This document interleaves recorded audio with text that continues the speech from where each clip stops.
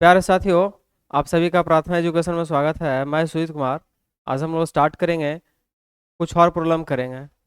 पिछले क्लास में हम लोग प्रॉब्लम किए थे, आज भी हम लोग प्रॉब्लम करने वाले हैं। और आज का जो होगा लास्ट क्लास होगा प्रॉब्लम का, ठीक है।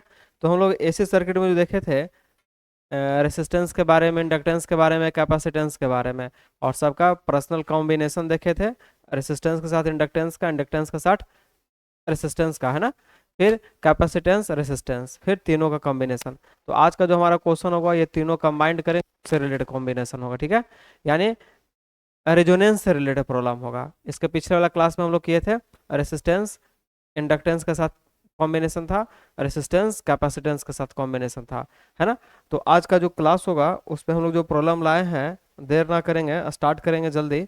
और ये देखेंगे आज का पहला क्वेश्चन, यानी 15वां क्वेश्चन, ठीक है। जल्दी से इसको पहले नोट करिए। तो आज का जो ये क्वेश्चन है आपके सामने है, कहता है फ्रॉम गिवन फिगर, यानी एक फिगर दे दिया है, सर्किट दे दिया, फाइंड। पहला क्या फाइंड करता है? Supply voltage. तो देख लीजिए, फिगर को पहले पढ़िएगा और समझिएगा, तब बनाने का प्रयास करिएगा।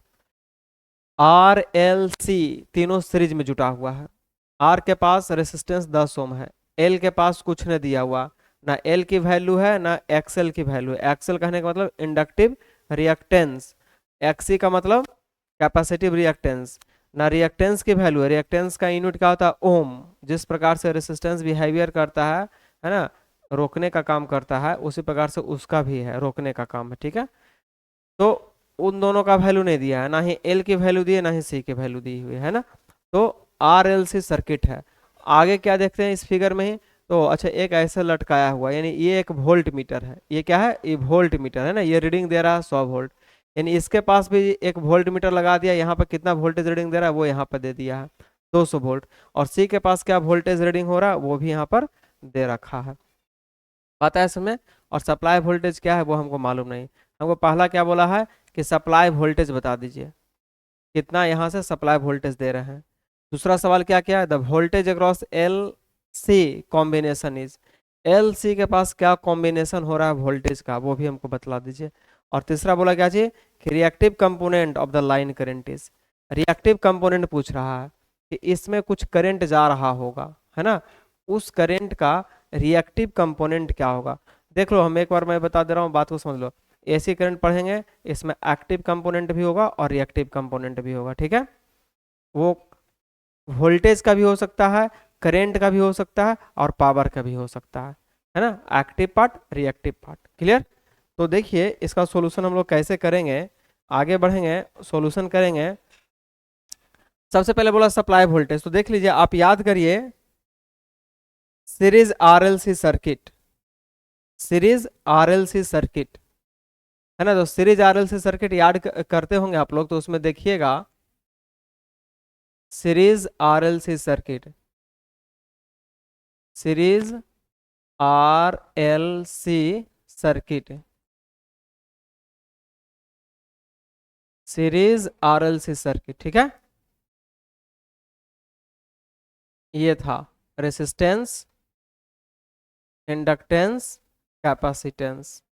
इसके अक्रॉस वोल्टेज को हम लोग वी आर बोलते थे, इसके अक्रॉस वोल्टेज को हम लोग वी एल, इसके अक्रॉस वोल्टेज को वी सी, यही बोलते थे ना। यहाँ से ये सप्लाई वोल्टेज आता था, याद करिए।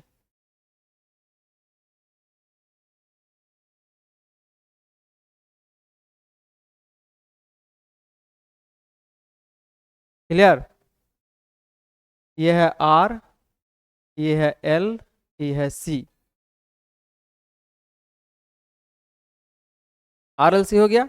तो हम कंबाइन में बताए थे आपको कि जो सप्लाई वोल्टेज होगा, यानी यहाँ से जो सप्लाई वोल्टेज है वो क्या होता है, तो root under voltage across resistance का whole square plus voltage across L minus voltage across C का होल स्क्वायर, यही बताए थे रिजल्टेंट। आप याद करिए, कॉपी को उलटिए और थ्योरी को पढ़िए, वहां पर आपको ये पता चलेगा कि यही डाटा दिया हुआ है। तो अब देखिए इसमें जो वोल्टेज दिया हुआ है क्वेश्चन में, उसके अकॉर्डिंग आइए तो देखते हैं हम कि रेसिस्टेंस के क्रॉस वोल्टेज 100 ओम है और इन दोनों के क्रॉस 200 वोल्ट दिया हुआ है। ठीक है। तो 100 का यानी 100 का होल स्क्वायर प्लस 200 माइनस 200 का होल स्क्वायर, यानी ये कैंसिल हो जाएगा, यानी 0। तो कितना आ गया, सिर्फ 100 का whole square, that means 100 volt. Supply voltage कितना गया, 100 वोल्ट। अब देखिए ये कंडीशन आने से हमको यह पता चलता है कि यह जो सर्किट है रेजोनेंस कंडीशन का सर्किट है। क्यों? क्योंकि हम बताए थे कि सप्लाई वोल्टेज यदि रेसिस्टेंस के क्रॉस जो वोल्टेज है वो इक्वल हो जाएगा तो सर्किट रेजोनेंस होगा। रेजोनेंस कंडीशन में भी बताया गया था कि V L is equal to V C. आप थ्योरी जाके देखिए, रेसिस्टेंस सॉरी इंडक्टेंस के क्रॉस जो वोल्टेज है और कैपेसिटेंस के क्रॉस जो वोल्टेज है दोनों क्या होगा, इक्वल होगा। तो यहाँ पर तो इक्वल दे दिया है, ये भी 200 दे दिया है, ये भी 200 दे दिया है। कितना दे दिया है, ये 200 वोल्ट है, ये भी कितना दे दिया है, 200 वोल्ट। आप यदि फेजर डायग्राम बनाना चाहेंगे, फेजर डायग्राम बनाना चाहेंगे तो एक जाएगा पॉजिटिव डायरेक्शन में 200, एक जाएगा निगेटिव डायरेक्शन में 200, दोनों का कॉम्बिनेशन क्या हो जाएगा, 0 हो जाएगा। ठीक है। तो पहला सवाल आपका जो था वो ये बन गया। ठीक है, कि सप्लाई वोल्टेज कितना होगा, तो 100 वोल्ट, यानी कि यहाँ से जो सप्लाई वोल्टेज दे रहे हैं, जो रेसिस्टेंस के क्रॉस जो वोल्टेज है ना, वही वोल्टेज यहाँ पे होगा। तो पहला का जल्दी से आंसर लिखिए, पहला का आंसर लिखिए। अगला क्वेश्चन चलते हैं हम लोग। अगला क्वेश्चन क्या किया, the voltage across L C combination, यानी एल और सी के पास जो वोल्टेज है उसका कॉम्बिनेशन में बतलाइए। तो कॉम्बिनेशन इसी को हम लोग बोलते हैं। ठीक है, तो इन दोनों के पास जो वोल्टेज होगा, ऑप्शन नंबर आइए बी हम बनाते हैं। The voltage across V and L, V L and V C के अक्रॉस जो हमारा जो वोल्टेज होगा वो क्या हो जाएगा, 0 हो जाएगा। क्या हो जाएगा, 0। आ रहा समझ में, 0 कैसे हुआ, कॉम्बिनेशन किसके किसके बीच का कॉम्बिनेशन बोल रहा है जी, तो एल और सी। तो एल के पास भी 200 और भी के पास भी, देख लीजिए, वी एल के पास 200 और वी सी के पास भी 200 वोल्टेज। तो होता क्या है, वोल्टेज, वोल्टेज अक्रॉस लिख सकते हैं आप ऐसे, वोल्टेज अक्रॉस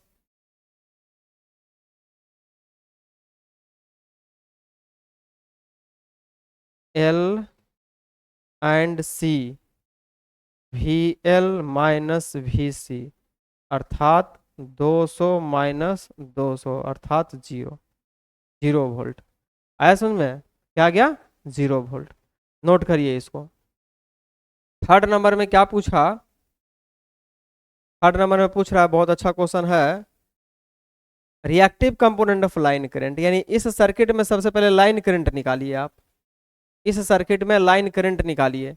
रेसिस्टेंस की वैल्यू ध्यान से देखिएगा कैसे लाइन करंट निकालेंगे। रेसिस्टेंस की वैल्यू 10 ओम है और रेसिस्टेंस के पास वोल्टेज है 100 वोल्ट। तो वोल्टेज और रेसिस्टेंस मालूम, तो यहाँ पर करंट नहीं मालूम होगा।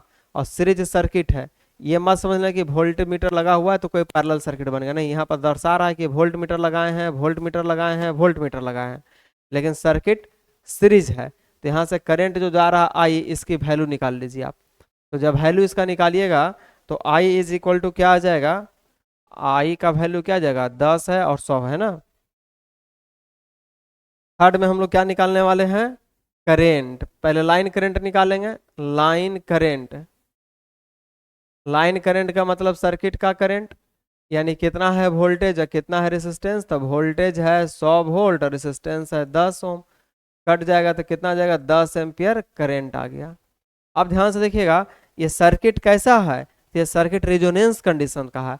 रेजोनेंस कहने का मतलब हो गया कि वोल्टेज और करेंट दोनों सेम फेज में है ना, वोल्टेज अक्रॉस रेसिस्टेंस और करंट अक्रॉस रेसिस्टेंस दोनों सेम फेज में है। यहाँ पर एंगल क्या हो गया, 0 डिग्री हो गया। तो जैसा ही 0 डिग्री हो गया तो आपका यहाँ पर कोई भी रिएक्टिव कंपोनेंट नहीं आएगा, जो भी आएगा वो एक्टिव पार्ट रहेगा। बात है सुन में, जैसा ही कुछ एंगल बनाएगा तब ना उस एंगल का दो कंपोनेंट लेंगे, उसका दो टुकड़ा होगा, एक एक्टिव वाला एक रिएक्टिव वाला। यहाँ पर तो एंगल बन ही नहीं रहा, एंगल 0 डिग्री हो गया। बात है समझ में, तो यहाँ पर जो आंसर, ये तो हम 10 एम्पियर लाए हैं, लेकिन कौन सा लाइन करंट, लेकिन रिएक्टिव कंपोनेंट पूछेगा, रिएक्टिव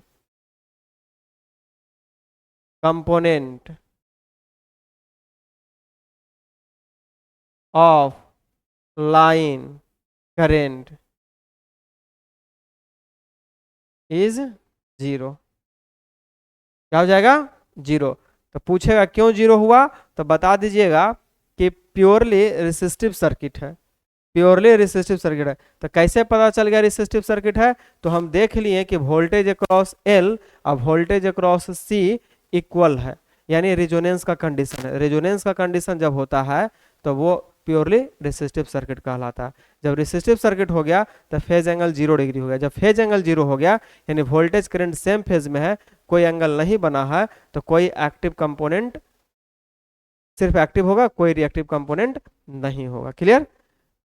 तो आपका ये तीसरा सवाल भी बन गया है। क्लियर? सवाल समझ में आ रहा है आपको? तो आप करेंगे क्या, नोट्स जरूर रखेंगे, रिवीजन जरूर करेंगे, तभी जाकर आपका क्वेश्चन बन पाएगा, नहीं तो दिक्कत हो जाएगा। ठीक है, चलिए अगला क्वेश्चन क्या कहता है, if an in an RLC series circuit, कैसा सर्किट है जी? तो सीरीज सर्किट है। सॉल्यूशन देखेंगे, सॉल्यूशन देखेंगे, सीरीज आरएल है, आर एल सी सीरीज में है ना, आर एल सी, इसके पास होता है एक्सएल, इसके पास होता है एक्सी। चलिए आगे चलिए, कहता है क्या चाहिए कि the frequency is below the resonance frequency. अच्छा, बोल रहा है कि जो फ्रीक्वेंसी है ना वो रेजोनेंस फ्रीक्वेंसी से नीचे है, बिलो है, तो किस कंडीशन में होता है? तो यदि ऐसा क्वेश्चन आए तो आपको एक ग्राफ समझाए थे, ग्राफ तुरंत ड्रॉ कर लीजिएगा, यहाँ पर फ्रीक्वेंसी रख देना है, यहाँ पर आपको एक्सएल एक्सी जो भी कहो यानी एक्स कहो रख देना है। और आपको समझाए थे ग्राफ, कुछ याद करिए हमारी बातों को, तो देखिए एक लाइनिंग ऐसे था और दूसरा लाइनिंग कुछ ऐसे था। याद करने के दृष्टिकोण से हम आपको समझाए थे कि ऐसे याद करिएगा तो काफ़ी दिन तक याद रहेगा और जवाब दे पाइएगा। ये हो गया था रिजोनेंस फ्रीक्वेंसी और बिलो रिजोनेंस फ्रीक्वेंसी और एभव रिजोनेंस फ्रीक्वेंसी। ठीक है, ग्राफ जल्दी से बनाइएगा, समझ में जल्दी आएगा। ये है XL, directly proportional to frequency होता है, और ये आपका है एक्सी जो इन्वर्सली होता है फ्रीक्वेंसी का, है ना। तब ग्राफ ये हाइपरबोला बनता है और ये तब ग्राफ स्ट्रेट बनता है। ऐसा ग्राफ बताए थे आपको। तो यहाँ से देख लीजिए कि यहाँ पर यदि हम बिलो रेजोनेंस फ्रीक्वेंसी से नीचे, देखो 0 हर्ट्ज है, यहाँ पे आगे बढ़ रहे हैं ना, आगे बढ़ रहे हैं, एभव हो गया, ये बिलो हो गया। तो जब बिलो की बात करते हैं तो यहाँ पर हम देखते हैं कि एक्सी ग्रेटर होता है एक्सएल से। नहीं, देखो यहां से यहां तक ही है एक्सएल, और एक्सी जो है एकदम जा रहा है ऊपर की ओर, कितना दूर जाएगा कोई पता नहीं, तो एक्सी बड़ा हो जाता है।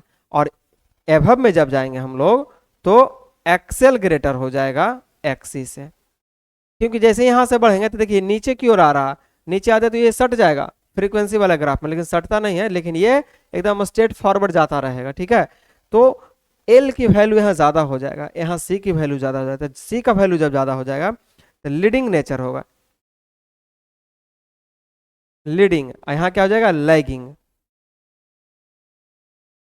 ये सब बात आपको हम समझा दिए थे। तो इस सवाल में किया क्या कि बोल दिया कि आरएल से सीरीज सर्किट था, हम बना दिए ऐसा। आगे पढ़ के देखते हैं तो बोलता है कि फ्रीक्वेंसी यानी आवृत्ति बिलो माने कम, है ना, कभी हायर रहेगा या एभव रहेगा, यानी रेजोनेंस फ्रीक्वेंसी से ज्यादा की बात कर रहा है। ये बिलो मतलब कम होता है, तो रेजोनेंस फ्रीक्वेंसी से कम है आपका जो फ्रीक्वेंसी, तो उस कंडीशन में क्या होगा, एक्सएल बराबर एक्सी होगा। पहला सवाल पूछ रहा, क्या ये होगा? नहीं, बिलो की बात कहा, यानी ई कंडीशन देखेंगे तो ई कंडीशन कहाँ पे है, XC greater than XL, option number C. तो मेरी बात को समझिए, हम क्वेश्चन इसीलिए आज करवा रहे हैं रेजोनेंस फ्रीक्वेंसी से रिलेटेड कि इससे कैसे कैसे सवाल दागा जा सकता है, आपके पास आएगा और कैसे इसको जवाब दीजिएगा। ठीक है, तो इस प्रकार से सवाल आएगा आपको। तो जैसे ही रेजोनेंस फ्रीक्वेंसी का सवाल आए, पटाख से नहीं ये वाला फिगर बनाइए आप लोग, और बनाने का अभी से रियाज कर लीजिए, अभ्यास कर लीजिए, प्रैक्टिस कर लीजिए, है ना। तो क्या हो जाएगा, आसान हो जाएगा। और इससे हम अभी ही बता रहे हैं एक क्वेश्चन फिक्स रहेगा, पावर होल्डिंग में रहा तो रहा, और नहीं तो फिर कोई भी कंपटीशन दीजिएगा इससे रिलेटेड, उसमें आ जाएगा, है ना। और बहुत जल्द आपका फॉर्म भराने वाला है, 15 तारीख से आज के पेपर में दिया गया है कि फॉर्म भराएगा, ठीक है। 15 जून से 15 जुलाई तक आप लोग सारा डॉक्यूमेंट लेकर के रेडी रखिएगा। तो आपका ऑप्शन नंबर सी हो गया, ठीक है। अब हमें थोड़ा सा फास्ट क्लास और अधिक क्लास लेना पड़ेगा, ठीक है। तो हम सब शेड्यूल तय करेंगे क्योंकि तय समय पर हमको सिलेबस भी खत्म करना है, ठीक है। चलिए, तो ये क्वेश्चन हो गया, आगे चले हम लोग। बात समझ में आई? कोनो कंफ्यूजन नहीं होना चाहिए, आगे बढ़ते हैं। आइए 17 number, in an AC series circuit, ठीक है, सोन इन फिगर, फिगर में दे दिया the RMS current in the circuit is 5 ampere. अच्छा, एक सर्किट में जो करंट जा रहा है ना, ये कौन सा करंट है? आरएमएस। हम ऐसे भी आपको बोल दिए थे कि एसी करंट और डीसी करंट में क्या डिफरेंस होता है। तो एसी करंट में इक्वेशन होता है साइन वाला इक्वेशन। यदि साइन वाला दिया हुआ है, साइन वाला टर्म मतलब ऐसे आई इज इक्वल टू, मान के चलिए कि 5 sin ओमेगा टी, ऐसे ये होता है साइन टर्म लगा हुआ है, मतलब एसी करंट का इक्वेशन है। तब इसमें हम बोलते हैं कि कहाँ पर आरएमएस वैल्यू है, कहाँ पर मैक्सिमम वैल्यू है, ये सब का जवाब होता है। लेकिन डायरेक्ट ये से दे दिया 5 एम्पियर, तो हम स्टार्टिंग में ही बताए थे कि डायरेक्ट वैल्यू दिया हुआ रहेगा, साइन का फंक्शन नहीं लगा हुआ रहेगा, तो यह जो वैल्यू होगा आरएमएस वैल्यू होगा। कभी कभी एकदम स्पष्ट वे में लिख देता है और कभी कभी इन चीजों को नहीं लिखता है, तो आपको समझ जाना है, ठीक है। तो आरएमएस करंट दे दिया है 5 ampere. The circuit impedance, circuit का इम्पिडेंस पूछ रहा है। आप बात को समझिएगा, इसका सॉल्यूशन हम यहीं पर कर सकते हैं। इम्पिडेंस निकालना है, सर्किट ई आर है, ई एल है, यहाँ का वोल्टेज 16 वोल्ट है और यहाँ का वोल्टेज 12 वोल्ट है। तो सर्किट का पूरा वोल्टेज बताइए क्या होगा। तो आर एल सीरीज सर्किट का थ्योरी जो पढ़ाए हैं उसको निकाल के सामने रखिए और देखिए कि यदि ऐसा सर्किट है तो जो सप्लाई वोल्टेज है भी, उसका फार्मूला हम बताए होंगे कि वी आर रेसिस्टेंस के क्रॉस वोल्टेज का होल स्क्वायर प्लस इंडक्टेंस के वोल्टेज का स्क्वायर, है ना, इंडक्टेंस के क्रॉस जो वोल्टेज है उसका स्क्वायर, ये बताए होंगे। तो देखिए दोनों जगह वोल्टेज दिया हुआ, 16 का होल स्क्वायर और 12 का होल स्क्वायर, तो क्या हो जाएगा? 16 है 226 ना जी, 144, तो क्या हो जाएगा?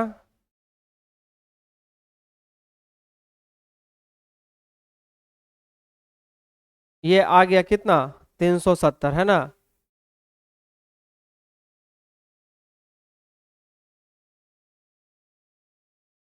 यही है, सही है।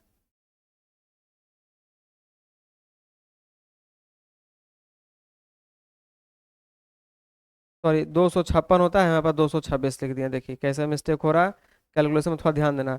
बोले कुछ है, अब पेन स्लिप हो गया, लिखा गया है कुछ, ये सब मिस्टेक होता है एग्जाम में भी, ठीक है। 256 होना चाहिए, है ना, और 226 लिखा गया, हम कैलकुलेट भी कर दिए। 6 4 10 का जीरो हाथ में एक हो जाएगा, 5 4 9, एक 10 के जीरो हाथ में एक, 2 1 3 1 4, 400 अर्थात 20, अर्थात 20 वोल्ट आया। देखो एक चीज मैं बताता हूँ, ये कॉमन होता है, सभी के साथ हो जाता है कभी कभी, ठीक है। कैलकुलेशन में जैसे कि बोल रहे हैं कुछ, पेन का स्लिप होने से लिख जाता है कुछ, ठीक है। तो यहाँ पर पकड़ाया कैसे कि गलती हो रहा है, क्योंकि जो अंडर रूट में जो डाटा भी जस्ट हम लिखे उसका वर्गमूल हो ही नहीं रहा था, तो हमें लग रहा है कि कुछ गड़बड़ सड़बड़ हो रहा है, नहीं। तो ये माइनर मिस्टेक हो जाता है, थोड़ा सा ध्यान लगा के देखना, है ना। मेरा ध्यान थोड़ा सा भी इधर उधर हो जा रहा है। चलिए, तो वोल्टेज कितना हो गया? 20 वोल्ट हो गया। सर्किट में सप्लाई वोल्टेज 20 वोल्ट है, तो ये जो वोल्टेज आया है ये भी आरएमएस वोल्टेज होगा, ठीक है। और यहाँ पर करंट भी दिया हुआ है आरएमएस करंट। तो सर्किट का इम्पिडेंस पूछ रहा है, तो आई इज इक्वल टू क्या हो जाएगा? सर्किट का वोल्टेज डिवाइड बाई सर्किट का इम्पिडेंस, इसको जेड बोलते हैं, यही ना पढ़े हैं। निकालना है जेड, तो Z is equal to V by I. Voltage कितना? 20 और करंट कितना? 5, तो 5 चौका 20 अर्थात 4 ओम। 4 ओम कहाँ पे है? Option number B. समझ में आ रहा है क्वेश्चन कैसे बना रहे हैं हम लोग? इजी इजी दे रहा। बहुत सारे स्टूडेंट ये सोच रहे होंगे कि सर ये सब टाइप का क्वेश्चन हमको नहीं आता, हम लोग को नहीं आता। आपके लिए बहुत अच्छा नहीं आता है, लेकिन आपको बनाना है, क्योंकि जब अभी आप अधिक मेहनत करिएगा ये सब कॉन्सेप्ट क्लियर होगा, तो जो आपके सामने क्वेश्चन जो परोसा जाएगा वो आसान लगेगा, ठीक है।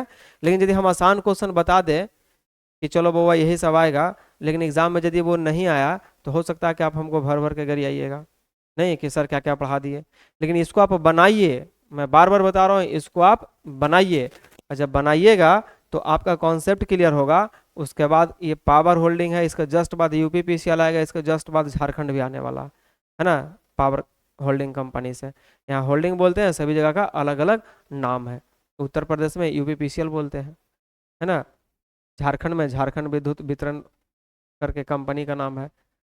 तो इस प्रकार से आपको आएगा। तो न्यूमेरिकल्स बनाने के लिए सीखिए आप, कंपटीशन बहुत हार्ड होने वाला है, इस बात को याद रखिए। और खासकर बिहार वाला में तो न्यूमेरिकल भर भर के पूछता है, तो आपसे बनना चाहिए, ठीक है। अभी हम रियाज करवा रहे हैं, प्रैक्टिस करवा रहे हैं, ये सब बेसिक कॉन्सेप्ट दे रहे हैं। जब मशीन आएगा तो ये सब बहुत आसान होगा। आगे चले हम लोग, चलिए नेक्स्ट क्वेश्चन पे आते हैं। नेक्स्ट क्वेश्चन है एट सीरीज रेजोनेंस। अच्छा, सीरीज रेजोनेंस का तुरंत दिमाग में बात आ जाना चाहिए कि VL is equal to VC, voltage across inductance voltage across capacitance बराबर है XL is equal to XC, supply voltage equal to VR, मैंने वोल्टेज अक्रॉस रेसिस्टेंस, है ना। ये सारा चीज माइंड में तुरंत आ जाना चाहिए।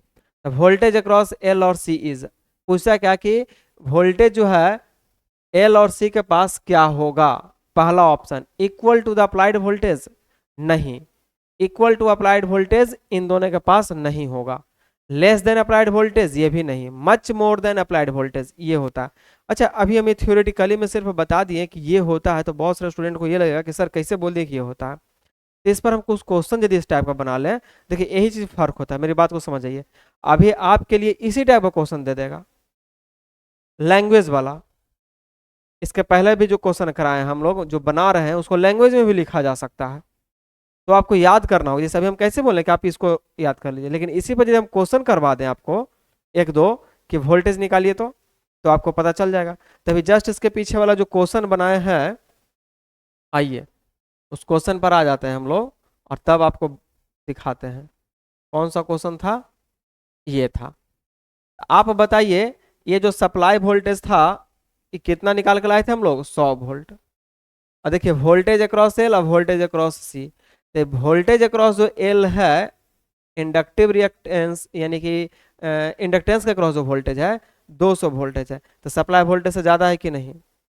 वोल्टेज अक्रॉस जो कैपेसिटेंस है यहाँ भी 200 वोल्टेज है, तो क्या ये सप्लाई वोल्टेज से ज़्यादा है कि नहीं। तो याद रखना है कि सीरीज कंडीशन जैसे ही हो जाएगा, सीरीज रेजोनेंस कंडीशन हो जाएगा, है ना। रेजोनेंस का कंडीशन में वोल्टेज अक्रॉस एल और वोल्टेज अक्रॉस सी जो होता है much more than supply voltage. रटिए इसको, रटिए नहीं मतलब कि देख के पहले समझिए।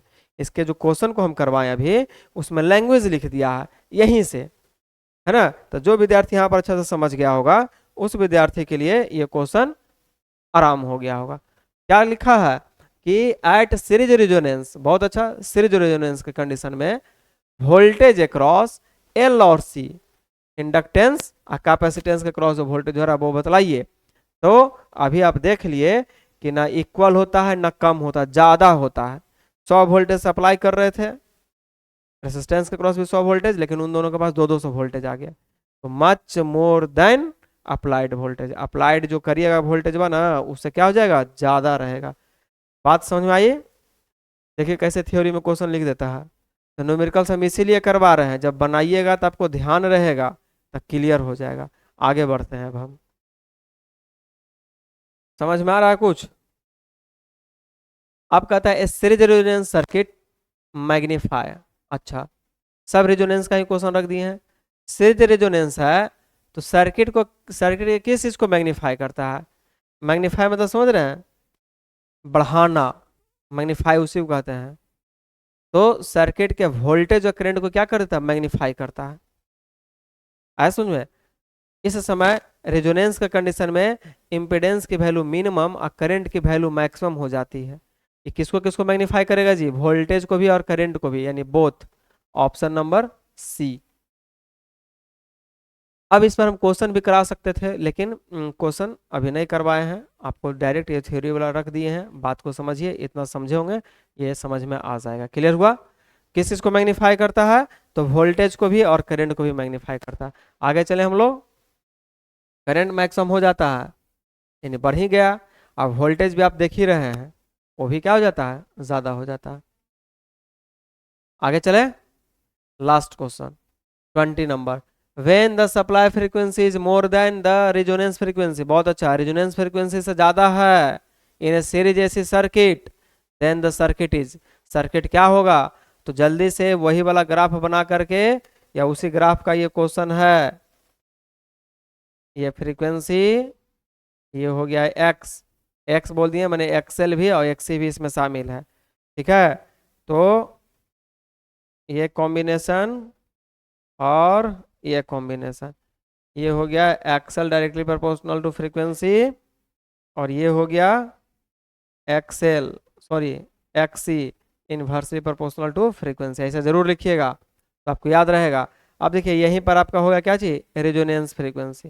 तो रेजोनेंस फ्रीक्वेंसी से क्या बोल दिया, ज्यादा, मोर देन, देखो एकदम मोर मतलब होता है मोर देन, ज्यादा हो गया, वहां पर क्या था, लेस देन, है ना, लेस ना लिखे क्या लिखा था, बिलो या एभव।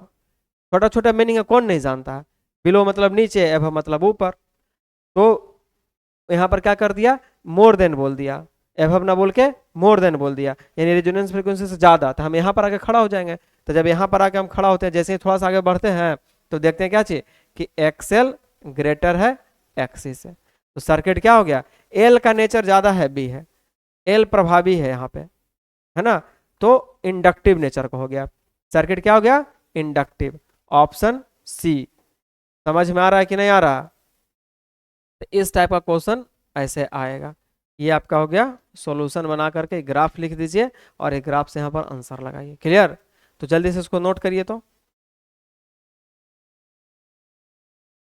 क्लियर हो गया, तो फटाफट इसको नोट कर लीजिए आप लोग। फर्स्ट क्वेश्चन आज का ये हुआ,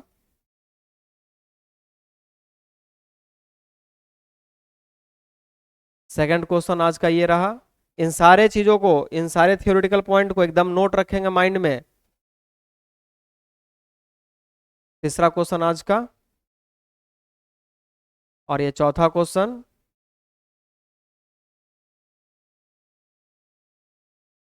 पांचवा, और ये छठा क्वेश्चन। क्लियर, तो आज हम यहीं तक क्वेश्चन को रखेंगे। क्लास कैसा लगता है फीडबैक दीजिए, अगले क्लास में आएंगे, आगे क्लास की बात करेंगे।